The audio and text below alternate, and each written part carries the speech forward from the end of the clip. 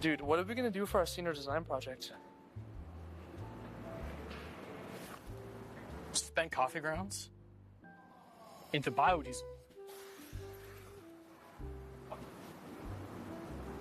Okay.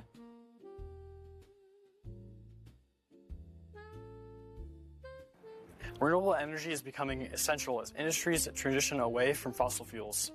However, much of today's industrial infrastructure is still designed around these non-renewable energy sources. Biofuels offer a practical pathway forward by enabling the use of existing infrastructure while improving overall sustainability. However, many conventional biofuel feedstocks, such as soybean oil and corn, place additional strain on global food supplies and land use, diverting resources away from food production. This creates the need for an alternative, non-food-based feedstock. One promising option is industrial spent coffee grounds, an underutilized waste stream typically sent to landfills, yet containing up to 18% lipid content, sustainable for biodiesel production. Our objective was to design a continuous, large-scale process to convert industrial spent coffee grounds into biodiesel using an in-situ transesterification process. This process is designed to integrate directly into an existing coffee production facility, creating value from waste while minimizing additional infrastructure requirements. The system is engineered to produce biodiesel that meets ASTM B100 standards and to generate sufficient energy to offset utility demands, contributing to overall plant efficiency.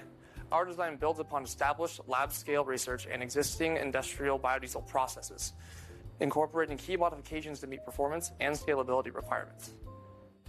Through iterative design and optimizations, we developed a complete process flow that achieves these objectives. In-situ transesterification involves simultaneously extracting and reacting oils while solid particles are suspended. Initially, the design was based on batch processing to model conversions and methods based off limited research. However, this design had many shortcomings. Net earnings were negative $8.7 million, defatted coffee ground solids were not being sold due to contamination, biodiesel failed ASTM standards, and a significant amount of black boxing was done on vial unit operations. This led our team to completely rework the design and modeling of the biodiesel process. Let's walk through the new design. Inlet spent coffee has a high water content, 65% by mass. To prevent negative side reactions later in the process line, this water content must be reduced, requiring a two-step process for efficient water removal. First is a mechanical dewatering step, utilizing a screw press to reduce the water content to 18%. Then grounds are sent to a vibrating belt dryer to evaporate water and some trace volatile organic compounds from the grounds to a final water content of just 0.01%, determined by a thorough optimization process, which is critical for minimizing acid values in the final biodiesel product to meet ASTM standards. Next, a rolling mill reduces the particle size from around 2 millimeters down to just 0.42 millimeters for better mass transfer and reaction rates.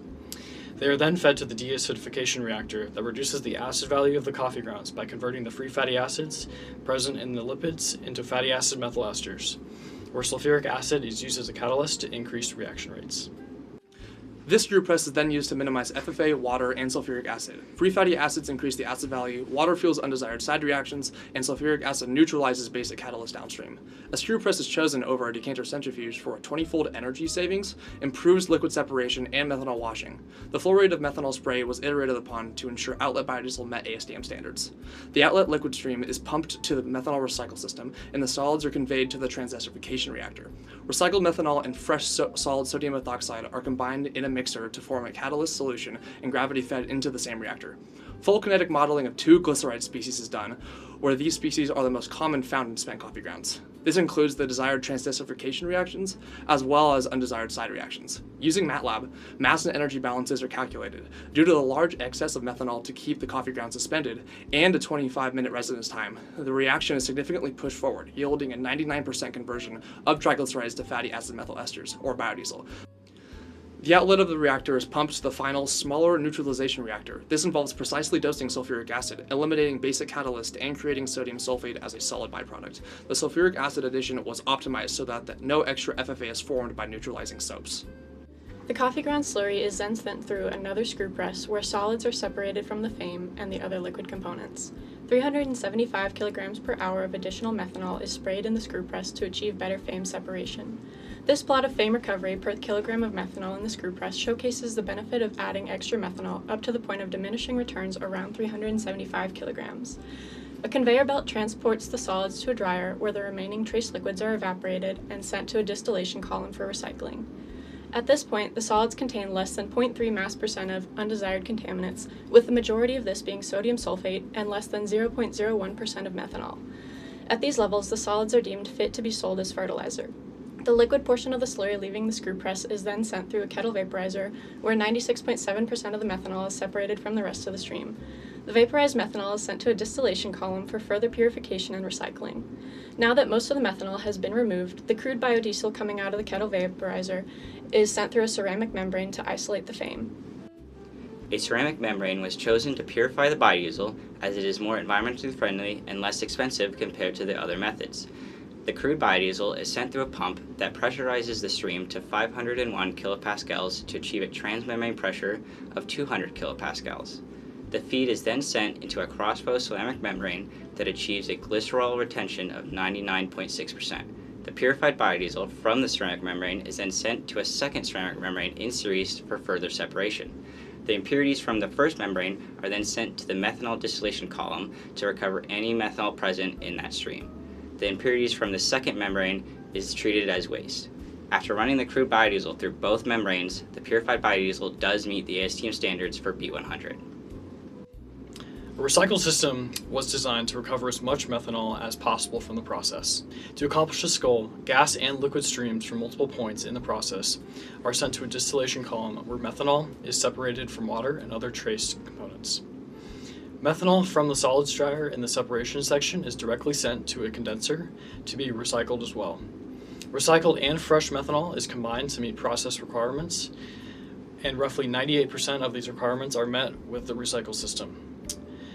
The resulting fluid is pumped through a manifold of valves that reintroduces the methanol to all stages in the process where it is required. The economic viability of the process was the greatest challenge faced. We optimized the recycle system to cover as much methanol as possible to reduce raw material costs. We also factored in potential value of defatted spent coffee grounds as a fertilizer product, which could then be sold for an annual profit exceeding $2 million. The energy produced by the biodiesel would cover local energy requirements for electricity, compressed air, and cooling water, leaving roughly 60% additional energy for primary plant use. However, steam requirements for the methanol separation and purification exceed available energy, sending the total energy use to 242% of what's available from biodiesel combustion. Overall, annual net earnings increased from negative $8.7 million for batch processing to negative $2.8 million for continuous processing, which is over a 300% reduction in annual losses. However, design is not economically viable. Our team demonstrated that an industrial-scale conversion of spent coffee grounds to biodiesel is a theoretically viable process. Transitioning from the original batch design to a continuous and more rigorously modeled system led to improved biodiesel quality and annual costs, all at a throughput that is 10 times that of the original batch design. The modeling projected that from 10,000 kilograms of spent coffee grounds per day, 409 kilograms of biodiesel, or the equivalent of 4,488 kilowatt hours of power, is generated per day. Even though it's not enough to sustain the process and provide energy to the proposed on-site plant, key modifications could prove essential in energy production and costs. Separating the oil extraction from the transesterification process would allow for a smaller quantity of methanol to be used and would decrease the amount of unit operations needed. However, additional solvents such as N-hexane or toluene and the accompanying separation units would need to be further investigated.